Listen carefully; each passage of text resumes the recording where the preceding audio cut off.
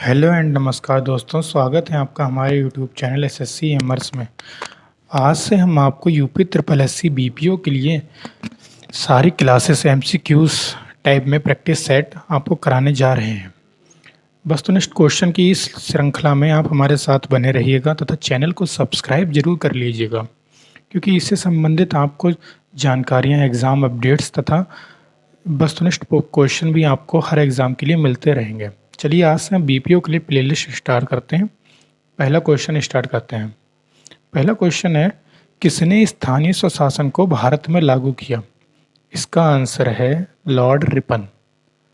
भाई Lord Ripon ने स्थानीय स्वशासन को भारत में वर्ष 1882 में लागू किया। भाई पॉइंट बना लीजिएगा कि 1882 में लागू किया। गांव और जिला स्तर के शासन को स्थानीय शासन कहते हैं। गांधी जी ने कहा था कि गांव के स्तर के शासन को स्थानीय शासन की गांधी जी ने अवधारणा दी थी, तो उसी को ये लोग कह रहे हैं गांव और जिला स्तर के शासन को स्थानीय शासन कहते हैं। तथा इससे आशय ऐसे शासन से है जिसमें राजनीतिक शक्ति का विस्तार आम आदमी के हाथों तक हो सके। मतलब जो लोग गांव में बिल्कुल निर्धन परिवार में हैं उनके पास भी सुविधाएं पहुंच सकें, इसे कहते हैं हम राजनीतिक विकेंद्रीकरण। विकेंद्रीकरण की अवधारणा ही है ये, जिसे रिपन ने लागू किया था, जिससे भी अपनी स्थानीय समस्याओं का निराकरण स्वयं कर सकें और प्रशासन में निर्णायक भूमिका भी अदा करें। भाई जब समस्या का समाधान स्वयं से करने लगेंगे गांव, तो प्रशासन में एक अच्छी भूमिका तो निभाएंगे ही। चलिए इसी के साथ हमारा अगले क्वेश्चन पे हम चलते हैं। इसी के साथ अगले क्वेश्चन पे चलते हैं। एक सेकंड।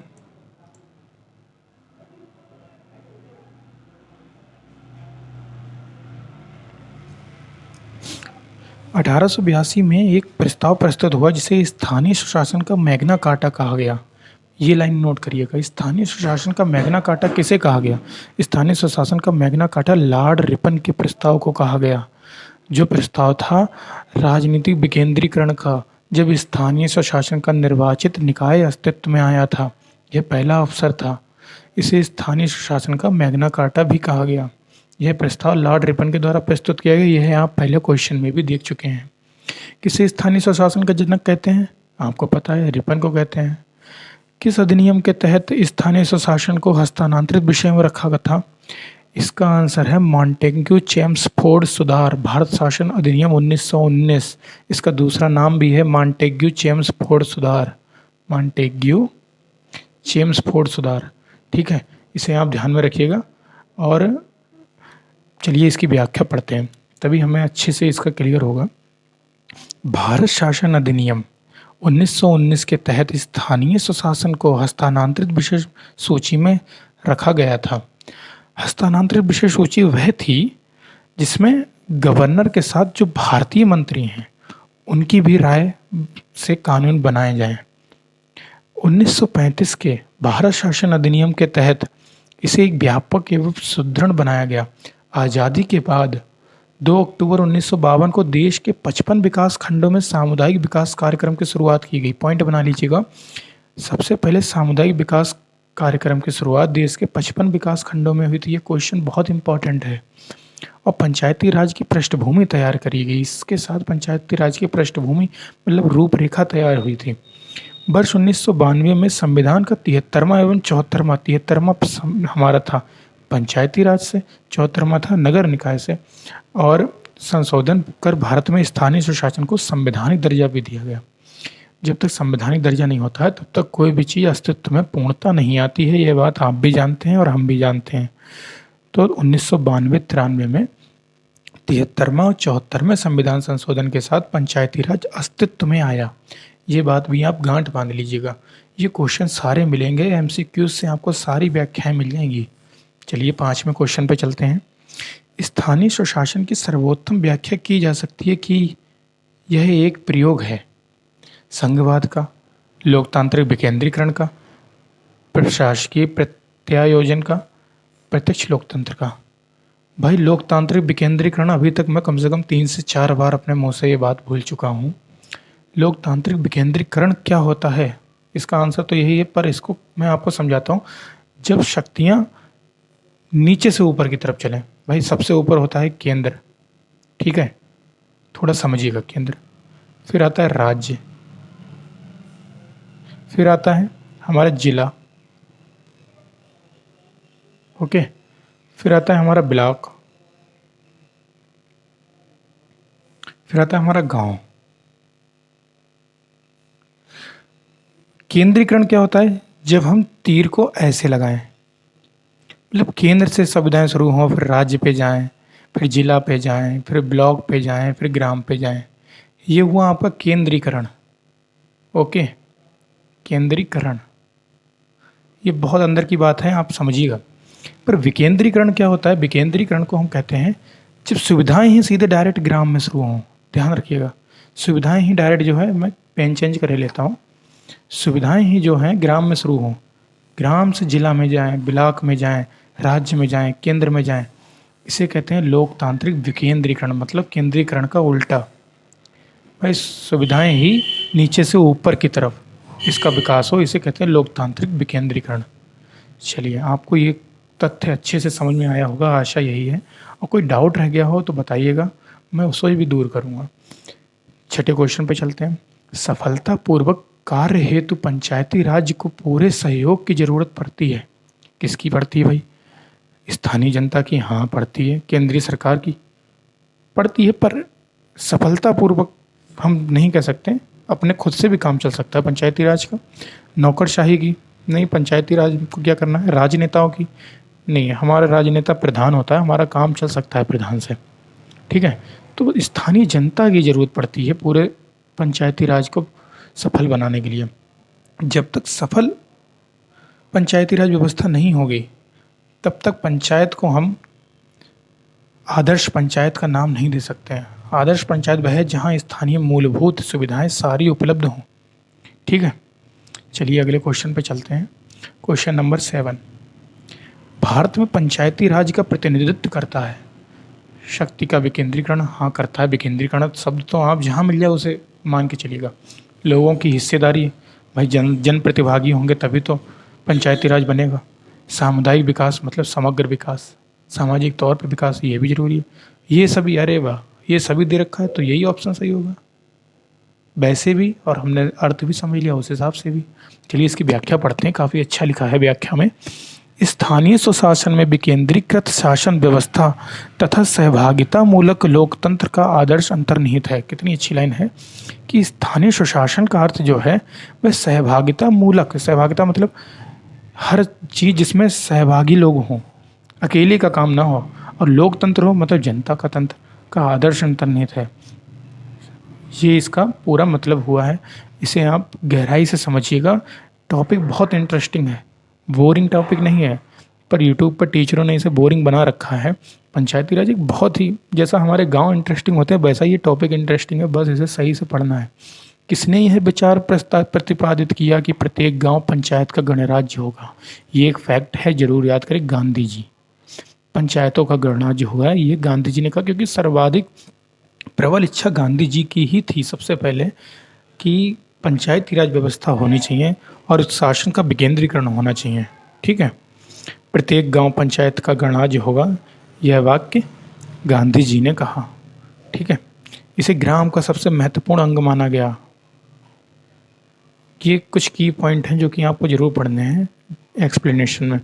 निम्नलिखित में से किसे लोकतंत्र की प्रथम पाठशाला माना जाता है? लोकतंत्र की प्रथम पाठशाला किसे मानेंगे भाई? जनता की प्रथम पाठशाला तो वही होगी ना जो सबसे निचले स्तर पर होगी। स्थानीय सुशासन को, ग्राम ही हमारे सबसे निचले स्तर पर है, जहाँ स्वयं शासन चलता हो जनता के द्वारा। ओके, लॉजिकली आपको सोचना है, ये नहीं हर क्वेश्चन में रट्टा ही मार रहे हैं। शहरी विकेंद्रीकरण आयोग की स्थापना कब हुई? ये एक फैक्चुअल क्वेश्चन है। शहरी विकेंद्रीकरण आयोग 1907 में इसकी स्थापना हुई। इस आयोग के अध्यक्ष CEH हाउस थे, इनका पूरा नाम था CEH हाउस, ठीक है। एवं 5 अन्य सदस्य भी थे, ये भी ध्यान रखिएगा कि स्थानीय विकेंद्रीकरण आयोग में कितने अध्यक्ष और कितने सदस्य थे। भाई अध्यक्ष तो एक क्योंकि, लेकिन 5 अन्य सदस्य थे, ठीक है। आयोग का मुख्य कार्य था विकेंद्रीकरण करके अथवा ना करके सरकारी व्यवस्था को सरल बनाया जा सकता है अथवा नहीं। मतलब इन्हें देखना था कि आप विकेंद्रीकरण की वास्तविक में आवश्यकता है कि नहीं है। अगर आवश्यकता है तो कितना सरल बनता है, नहीं बनता है तो कुछ और देखेंगे। मतलब ये एक आयोग बनाया था, ये शुरुआत थी, हमारी अच्छी शुरुआत थी। चलिए आगे बढ़ते हैं। किस अंग्रेज के द्वारा ये घोषित किया गया था कि ब्रिटिश सरकार की नीति का उद्देश्य भारत में उत्तरदायी शासन स्थापित करना है? ये भी आप वाक्य याद रखिएगा, मॉन्टेग्यू ने कहा था। ये वाक्य मॉन्टेग्यू ने कहा था कि 1917 में मॉन्टेग्यू द्वारा घोषणा की गई थी कि ब्रिटिश सरकार की नीति का उद्देश्य भारत में उत्तरदायी शासन की स्थापना करना। मतलब एक तो अंग्रेजों ने हमें लूटा, अपनी नीति कितनी बढ़िया बता रहे हैं कि उत्तरदायी शासन, भारत को जो हम शासन देंगे उसकी स्थापना करना हमारी नीतियाँ ही वही हैं। हालांकि रिपन ने ऐसा काम किया, सबने नहीं किया, मॉन्टेग्यू इतना बढ़िया नहीं था, कहना अलग बात है। चलिए आगे चलते हैं। 12वां क्वेश्चन, स्थानीय स्वशासन की श्रेष्ठ प्रणाली का वर्णन किन ग्रंथों में मिला? भाई रामायण में भी मिला है, ठीक है, महाभारत के शांति पर्व में भी मिला है, कौटिल्य के अर्थशास्त्र में तो मिला ही मिला है, तो उपरोक्त सभी में मिला है। स्थानीय सुशासन का वर्णन रामायण, महाभारत, अर्थशास्त्र आदि ग्रंथों में स्थानीय सुशासन प्रणाली का वर्णन मिलता है। चलिए आगे चलते हैं। किस अभिलेख के चोलकालीन स्थानीय सुशासन की जानकारी मिलती है? भाई इसका आंसर है उत्तरामेरूर अभिलेख। उत्तरामेरूर अभिलेख परांतक इन्होंने नहीं दे रखा, मैं आपको बताता हूँ। परांतक प्रथम भी थे, द्वितीय भी थे, पर ये परांतक प्रथम के शासन में 12वें से 22वें वर्ष के प्रसिद्ध उत्तरमेरूर अभिलेख से चोलकालीन स्थानीय स्वशासन एवं ग्राम प्रशासन का समग्र चित्र उपलब्ध होता है। भाई चोलकालीन स्थानीय व्यवस्था काफ़ी अच्छी थी, यहाँ शासन बहुत अच्छा प्रबल था। इसके बारे में अभी आगे एमसीक्यूज में आपको जानकारी और मिलेगी। चोल अभिलेखों के कितने प्रकार के ग्राम सभा का उल्लेख मिलता है? भाई 3 प्रकार की ग्राम सभाएं थीं। एक थी उर, एक सभा और नगरम। उर्व जो थी सर्वसाधारण आम लोगों की सभा थी, जैसे अपने लोग आम लोग हैं, हमारी सभा थी, उसमें उर्व में हम लोग बैठते होंगे अगर एज्यूम करें। सभा या महासभा ब्राह्मणों या वयस्क पुरुषों की सभा थी, जो थोड़े विद्वान थे या जो वयस्क थे उनकी सभा या महासभा थी। नगरम व्यापारिक समुदाय की महत्वपूर्ण प्रशासकीय शासक सभा थी। ये आप याद करना, ये क्वेश्चन 100% छपेगा। नगरम क्या था? नगरम व्यापारी समुदाय के महत्वपूर्ण प्रशासकीय सभा थी। कब थी? चोल काल में थी। किसके लिए थी? स्थानीय सुशासन से संबंधित थी, ठीक है। चोल काल में नगरम किस प्रकार की संस्था थी? लो, व्यापारियों की संस्था थी। बल्ले बल्ले हो गई भाई, तुरंत ही ये क्वेश्चन आ गया, और ऐसे भी आ सकता है। इसलिए एक क्वेश्चन पर बिल्कुल, ये देखिए क्या लिखा है, नगरम का उल्लेख चिदम्बरम से प्राप्त एक अभिलेख में ग्राम सभा से प्रथम प्रशासन इकाई के रूप में किया गया। भाई नगरम का भी उल्लेख कहाँ मिला? हर क्वेश्चन में एक नई बात मिलती है। नगरम का भी उल्लेख मिला चिदम्बरम से प्राप्त एक अभिलेख।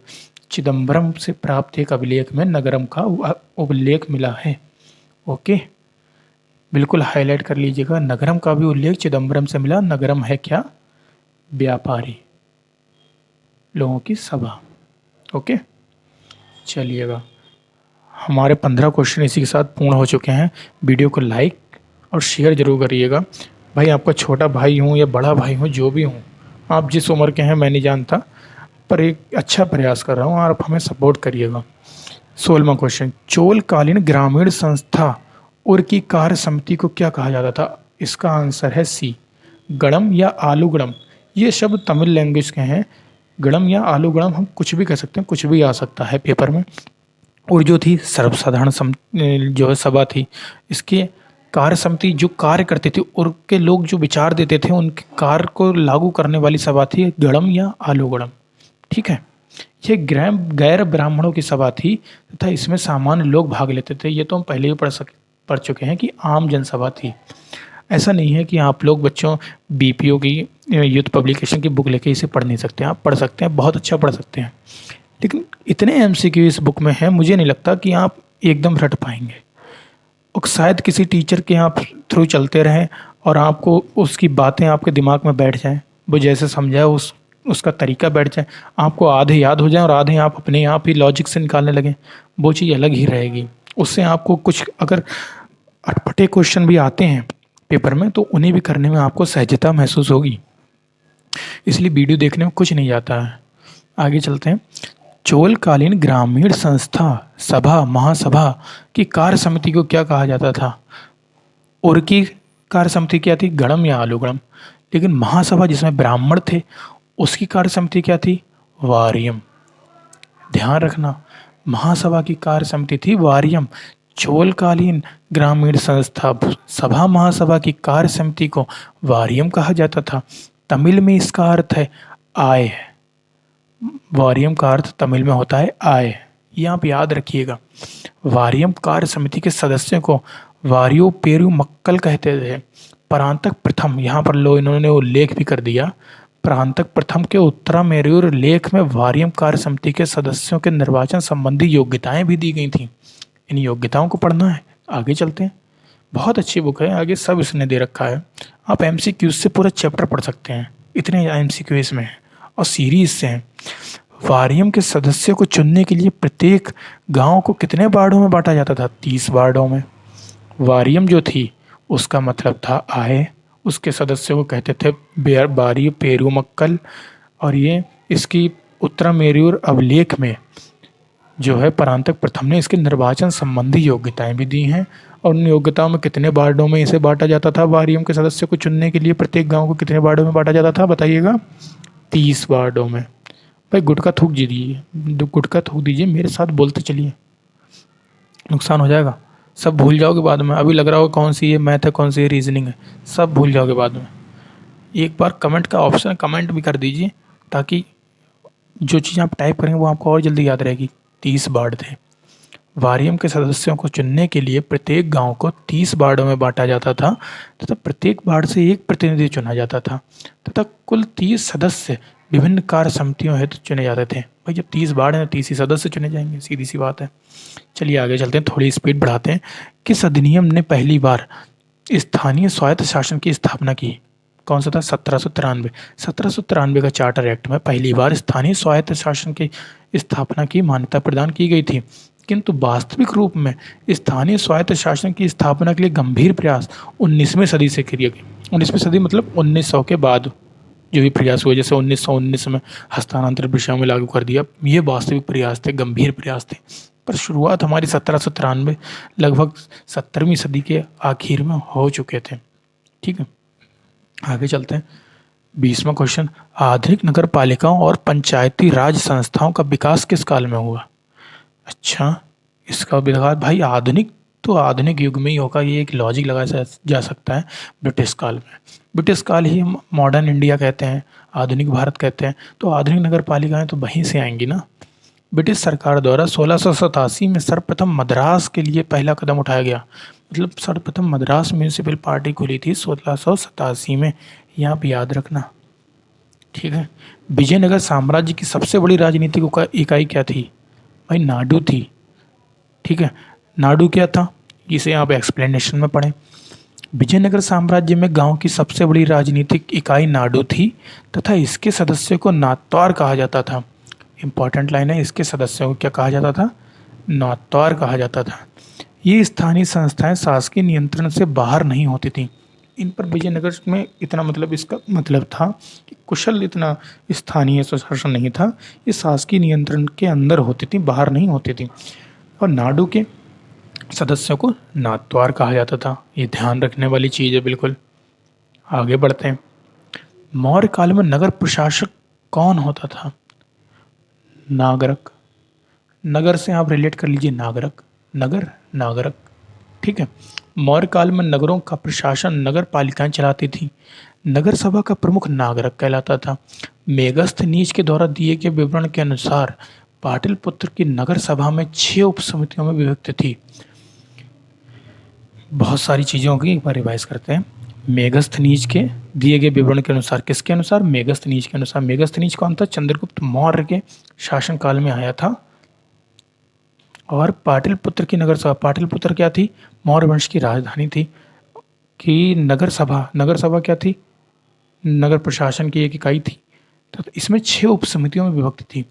उप समितियाँ कितनी थी नगर शासन में? 6। ठीक है, ये तीनों पॉइंट याद कर लीजिएगा। प्रत्येक उप समिति में 5-5 सदस्य होते थे। और लो, इसे भी ध्यान करो भाई। सबसे पहले क्या था? मेगस्थ नीच। ठीक है, फिर नगर सभा। ठीक है, नगर सभा के बाद नगर सभा में 6 उप समितियाँ थीं। प्रत्येक उप समिति में 5 सदस्य थे। ठीक है, इस प्रकार भाई 6 की गुणा 5 से हम करेंगे, ठीक है, तो कितना आ रहा है 30। तो ये कुल इस प्रकार 30 सदस्य इस नगर परिषद के सदस्य होते थे। भाई ऐसे आप नहीं समझोगे, मुझे पता है एमसीक्यूज में आप पढ़ते चले जाओगे, रटंत विद्या हमेशा नुकसानदायक होगी। इस तरीके से समझे मेगस्थनीज के दरबार, मेगस्थनीज चंद्रगुप्त के काल का आपको वर्णन देता है कि उसमें नगर सभाएं थीं। नगर सभा का प्रशासक कौन देखता था? नागरिक देखता था। और नगर सभा कितनी उप समितियों में विभाजित थी? 6, प्रत्येक में 5-5 सदस्य, तो 6 गुणा 5 कितने हो गए? 30 नगर प्रशासन में नगर परिषद के सदस्य होते थे। चलिए, मुंबई नगर निगम की स्थापना कब की गई थी? 1726 में, गांठ बांध लीजिएगा। मद्रास 1687, मुंबई 1726। मुंबई नगर निगम की स्थापना 1726 में की गई थी। ईस्ट इंडिया कंपनी के द्वारा भारत में सर्वप्रथम 1687 मद्रास में प्रथम नगर निगम की स्थापना की गई, जिसे स्वायत्त शासन का प्रारंभ माना जाता है। बहुत इंपॉर्टेंट क्वेश्चन है ये, ध्यान रखिएगा। सबसे पहले मद्रास में हुई 1687, फिर मुंबई 1726, कितने साल बाद? 13 इधर 26 इधर, 13 39, 39 साल बाद मद्रास के, 39 साल बाद मुंबई में पहुंचे। ऐसा करके रिलेट कर लीजिएगा। ठीक है, आगे चलते हैं। स्थानीय सरकार का संबंध होता है भाई सभी से होगा, सीधी सी बात है, स्थानीय जनता से, स्थानीय समस्याओं से, स्थानीय विषयों से। ऐसे क्वेश्चन आएंगे तो ईजी है करना, लेकिन ऐसे नहीं आएंगे जैसे अभी क्वेश्चन ऊपर चोल सभा के थे, काफ़ी अच्छे क्वेश्चन थे। आपको वैसे क्वेश्चन भी याद करके जाने हैं। निम्न में से किस काल में स्थानीय संस्थाओं का महत्व कुछ कम हुआ? ये भी अच्छा क्वेश्चन है भाई। मौर्य काल में तो अच्छा बना हुआ था भाई, नागरिक वगैरह जाने क्या क्या थे। गुप्त काल में जो मौर्य काल की व्यवस्था थी वही गुप्त काल में थी, बस थोड़ा सा इनका प्रबुद्ध और ज़्यादा था। ब्रिटिश काल में तो आधुनिक भाई आई थी, लेकिन ये इसका आंसर नहीं होगा, ये नहीं होगा, तो ये नहीं होगा, तो क्या रह गया? राजपूत काल। अब क्यों ऐसा क्यों हुआ, इसका वर्णन पढ़ेंगे। राजपूत काल में स्थानीय संस्थाओं का महत्व कुछ कम हो गया था। राजपूत काल में विकेंद्रीकृत शासन की व्यवस्था थी। इस विकेंद्रीकृत शासन व्यवस्था का आधार सामंतवाद था, जिसके कारण स्थानीय स्वशासन व्यवस्था का विकास नहीं हो सका। भाई जो लोग नाटक देखते होंगे वो समझते होंगे, इस चीज़ को रिलेट कर पा रहे होंगे बचपन के नाटकों में कि सामंत, यहाँ के सामंत कौन है, यहाँ का सामंत कौन है। एक रूप से राजा टाइप का, वहाँ का चौधरी टाइप का बना दिया जाता था, उसके अंडर में सब व्यवस्थाएं आ रही। तो आम जनप्रतिनिधि क्या होगा उसका? भाई वो तो लेबरी करता रहेगा, फिर सामंत कहेंगे ऐसा कर वैसा कर। तो इसलिए इसमें कम हुआ, थोड़ा अत्याचार बड़ा होगा जब सामंत बड़े होंगे, सीधी सी बात है। अगले क्वेश्चन पे चलते हैं। मुगल काल में ग्राम प्रशासन के लिए 3 अधिकारी उत्तरदायी थे। इन तीनों में से कौन सा वह अधिकारी नहीं है? भाई कौन कौन हो सकता है? सबसे पहले आप रिलेट करिएगा इस क्वेश्चन को, मैं आपको इतने अच्छे तरीके से समझाऊंगा कि आप भी कहेंगे कैसे बता दिया बिना ऑप्शन देखा। ऑप्शन को छुपा दो, ऑप्शन को छुपा दो, ऐसे छुपा दो, हमने नहीं जानते डी क्या ऑप्शन है। भाई ग्राम्य प्रशासन की बात की है ना, नगर प्रशासन की तो की नहीं है। और यहाँ डी ऑप्शन क्या दे रखा है? कोतवाल। भाई कोतवाली तो शहर में होती है, आपके भी शहर में कोतवाली पुलिस स्टेशन, ऐसे नाम आपने सुने होंगे। भाई कोतवाली तो नगर प्रशासन में होती है, ग्राम प्रशासन से इसका क्या लेना देना है? नहीं हो सकता। और मुकद्दम पटवारी चौधरी होते हैं, लेकिन हमें ना भी पता हो तब भी हम ऑप्शन जो है एलिमिनेट करके समझ सकते हैं। मुकद्दम पटवारी ग्राम प्रधान का सहयोगी होता था, चौधरी 100 गांव का प्रधान कहा जाता था, मुकद्दम जमीन से लेखा जोखा देखता था। 1920 में कौन से प्रांत में पंचायतों की स्थापना के लिए कानून बनाए गए थे? भाई 1920 में कहाँ बनाए गए थे? संयुक्त प्रांत, जो कि आज का ही उत्तर प्रदेश है। ठीक है, असम, बंगाल। अच्छी बात है, ये याद करिएगा। उपयुक्त सभी इसका आंसर होगा। भारत शासन अधिनियम 1919, मॉन्टेग्यू चेम्सफोर्ड सुधार भी इसे कहते हैं, के अंतर्गत प्रांतों में द्वैध शासन की प्रणाली अपनाई गई। भाई प्रांतों में द्वैध शासन की प्रणाली अपनाई गई, ना कि केंद्र में। ध्यान रखिए, केंद्र में आई थी 1935 में, जिसमें स्थानीय विषय को हस्तांतरित विषय में के तहत रखा गया था। वर्ष 1920 में संयुक्त प्रांत उत्तर प्रदेश, असम, बंगाल, बिहार, मद्रास और पंजाब में पंचायतों की स्थापना के लिए कानून बने। अब सारे याद करो एक बार, मेरे साथ आंख बंद करके एक बार बोलो, रिलेट करो। संयुक्त प्रांत जो आज का उत्तर प्रदेश है, बंगाल, असम, मद्रास, बिहार, पंजाब, इजी तो है। उस समय इतने बड़े बड़े राज्य कहाँ थे भाई। असम में पूरा उधर का सातों बहनें समा जाती थी। बंगाल पूरा उड़ीसा वगैरह सब कवर कर लेता था। बिहार पूरा अवध क्षेत्र कवर कर लेता था। मद्रास पूरा उस समय मुंबई, चेन्नई सब कवर करता था। पंजाब पूरा सिंध कवर करता था। मेजर राज्य थे, इन्हीं में हुई होगी सबसे पहले। कोई भी बड़ी चीज़ होगी वहीं होगी। चलिए आगे चलते हैं। वैदिक काल में ग्राम का प्रशासनिक अधिकारी कौन था? ग्रामणी। भाई ग्राम से हमें हिंट मिलता है कि ग्रामणी ही होगा। ऋग्वैदिक कालीन राजनीतिक व्यवस्था में प्रत्येक ग्राम का एक अधिकारी होता था जिसे ग्रामणी कहते थे। ग्रामणी का पद अत्यंत महत्वपूर्ण होता था क्योंकि वह ग्राम का एकमात्र प्रशासक अधिकारी होता था। इसका कार्य सैन्य एवं प्रशासन संबंधी था। सैनिक सेवा करना मतलब सैनिक से संबंधित चीज़ें देखना और प्रशासन संबंधी चीज़ें देखना। ठीक है, एक रूप से ग्रामणी काफ़ी महत्वपूर्ण पद था ऋग्वैदिक काल में। भाई मौजी मौज होगी ग्रामणी की। मौर्य काल में ग्राम अधिकारी कौन होता था? मौर्य काल में कौन होगा? ग्रामिक। भाई ग्राम से हमें रिलेट करना चलता है। ठीक है, ग्रामिक थोड़ा सा अंतर है। ग्रामणी ड़ी, भाई ड़ा शब्द आपने एक आपको थोड़ा सा हिंट देता हूँ। ड़ा शब्द तत्सम होता है, आप सभी जानते होंगे हिंदी के हिसाब से। तो तत्सम काहे में होगा? ऋग्वैदिक। भाई वेदों में तत्सम शब्द होगा तो ग्रामणी कहेंगे। ग्रामिक, हालांकि इसमें भी कुछ ऐसा नहीं है तद्भव, पर थोड़ा सा हम इसे अलग सा महसूस कर सकते हैं कि मौर्य काल में ग्राम अधिकारी ग्रामिक हो सकता है क्योंकि मौर्य में थोड़ा थोड़ा हिंदी जो है परिवर्तित होती चली गई। ठीक है, मौर्य काल में कौटिल्य चाणक्य द्वारा लिखित अर्थशास्त्र से पता चलता है। ठीक है, ये बात अर्थशास्त्र पता चलती है। और प्रांतों के उपविभाग भी थे। प्रांत मतलब राज्य के उपविभाग थे। क्या था राज्यों में? जो इस प्रकार थे: जनपद, द्रोणमुख, खारवाटिक, ग्राम तथा ग्राम का अधिकारी ग्रामिक।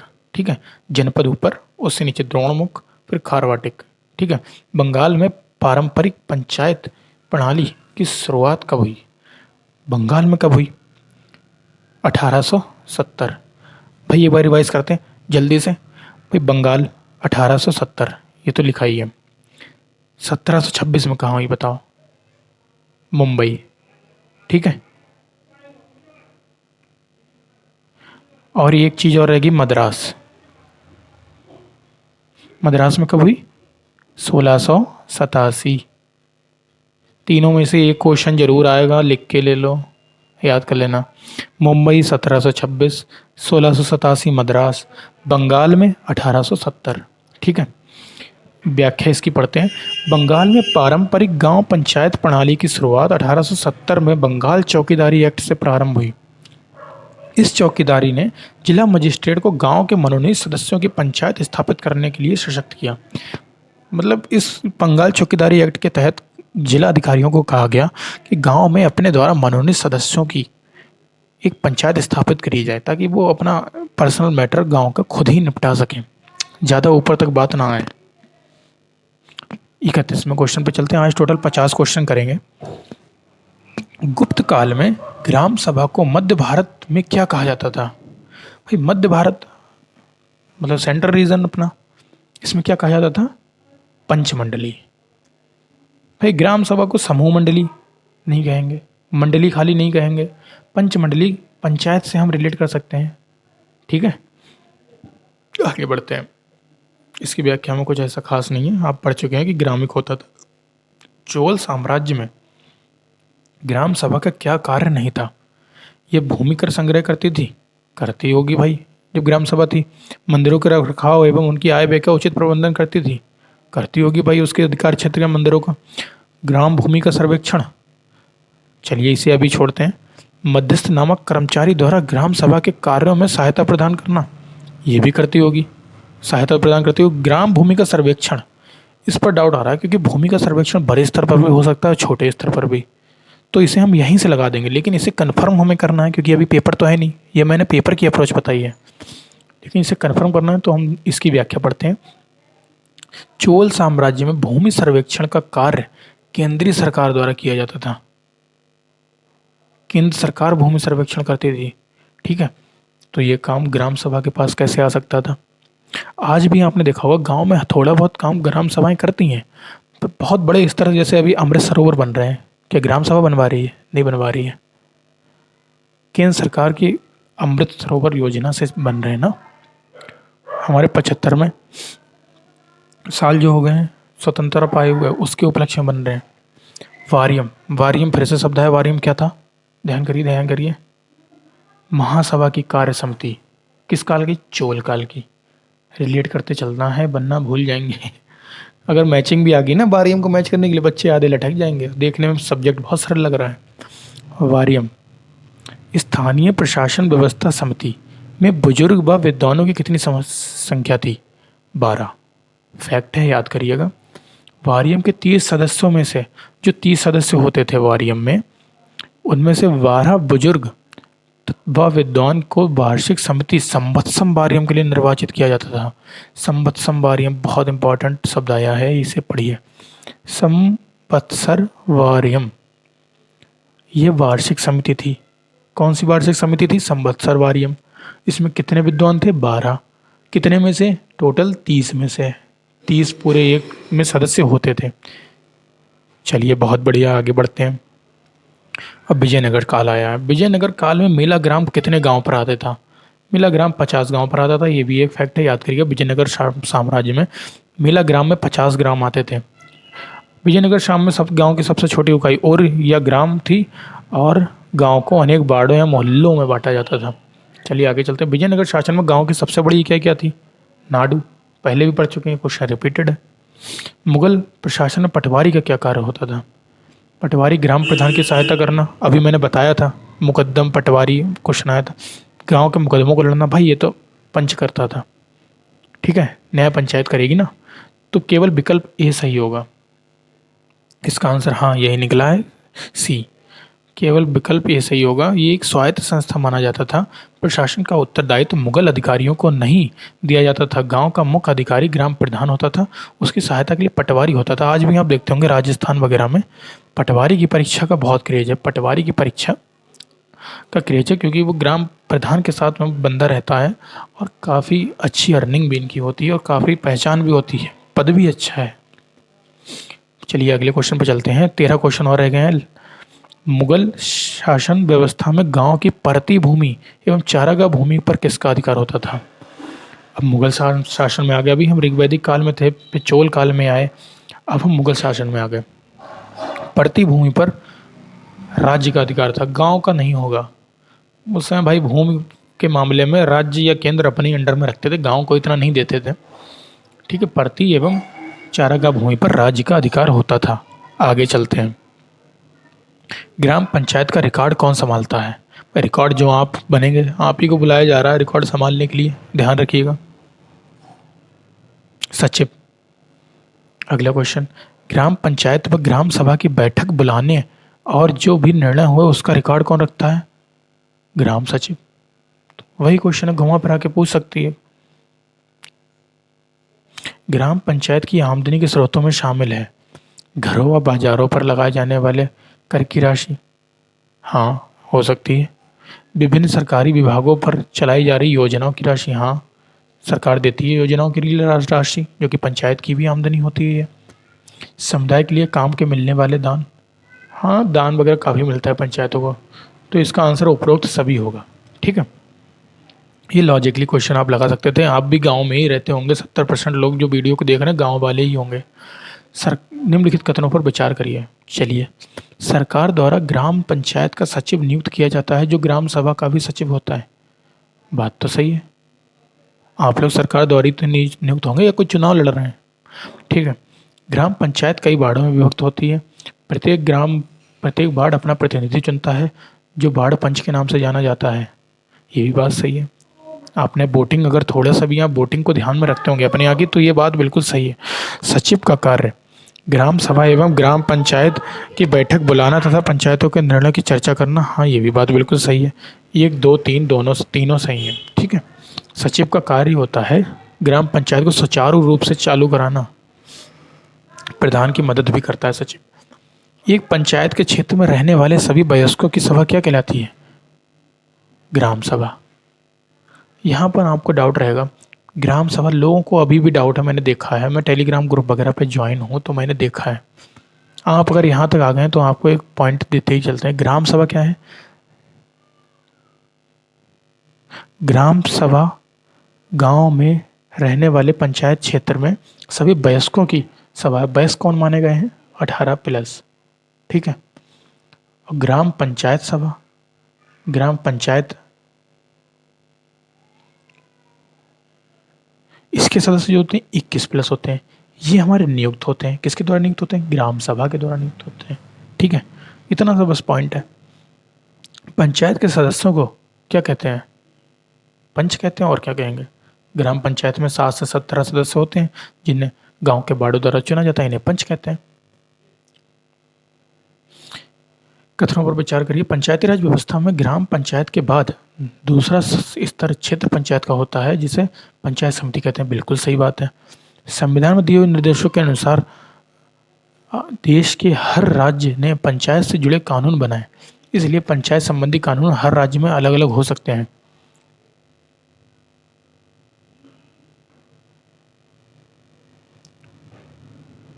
ना तो एक और ना दो। चलिए, हमसे क्या गलती रह रही है? मैं ऑप्शन नहीं देखता हूँ, ईमानदारी से चलता हूँ। चलिए पढ़ते। पंचायती राज व्यवस्था में ग्राम पंचायत के बाद दूसरा स्तर क्षेत्र पंचायत का होता है, जिसे क्षेत्र पंचायत समिति कहते हैं। 243 के अनुसार त्रिस्तरीय पंचायती राज व्यवस्था का प्रावधान करता है, जिसमें प्रत्येक ग्राम स्तर पर ग्राम पंचायत, मध्यवर्ती स्तर पर क्षेत्र पंचायत तथा जिला स्तर पर जिला पंचायत के गठन का प्रावधान है। भाई ये क्वेश्चन तो मुझे रॉन्ग लग रहा है। भाई सबसे पहले क्या होता है? जिला पंचायत, फिर पंचायत समिति,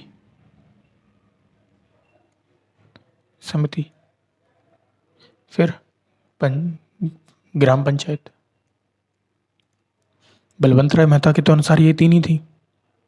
चलिए कल इसे क्लियर करके बताते हैं, वीडियो लंबी हो रही है, आगे चलते हैं। 45 का क्वेश्चन। ग्राम सभा एक पंचायत के सभी वयस्कों सदस्यों से मिलकर बनी होती है।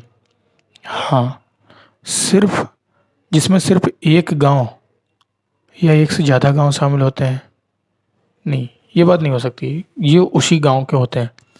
गांव के व्यक्ति जो 18 वर्ष या उससे अधिक के हैं, उन्हें वोट देने का अधिकार प्राप्त हो, वे ग्राम सभा का सदस्य हो सकते हैं। असत्य। कौन सा असत्य है? अरे दोनों सही हैं, ना तो एक ना दो। ऐसी इसी हिसाब से अपना ऊपर वाला। हम लोग कंफ्यूज हो गए भाई कौन सा असत्य है। ये भी सही है, ये भी सही है। हमने इसीलिए पहले ही टिक लगाया। मैं थोड़ा कंफ्यूज हो गया, लेकिन बिल्कुल सही बात है। आप अपने पे अटल होना चाहिए। मैं जैसे अभी अपनी बात पे अटल रहा, मैंने नहीं माना, लेकिन मैं कंफ्यूज हो गया था। मैं सोचा कि सत्य बात इन्होंने पूछी है, पर असत्य। ये इतनी चीज़ आप ध्यान रख के चलिएगा, ठीक है। आगे चलते हैं। पंचायत समिति के ऊपर के स्तर को क्या कहते हैं? जिला परिषद या पंचायत। ठीक है। विधान परिषद तो भाई अलग चीज़ होगी, राज्यसभा भी अलग होगी। ग्राम पंचायत पंचायत समिति के नीचे का स्तर होता है। ठीक है। आगे चलते हैं। सचिव की नियुक्ति कौन करता है? सरकार करती है। आपकी नियुक्ति सरकार ही करेगी। पंचायती राज विशेष सूची में आता है। पंचायती राज किस सूची में आता है भाई? राज्य सूची में आता है। आपको सैलरी कौन देगी? स्टेट गवर्नमेंट या सेंट्रल गवर्नमेंट? State government. इस हिसाब से आप रिलेट कर सकते हैं। 49वां।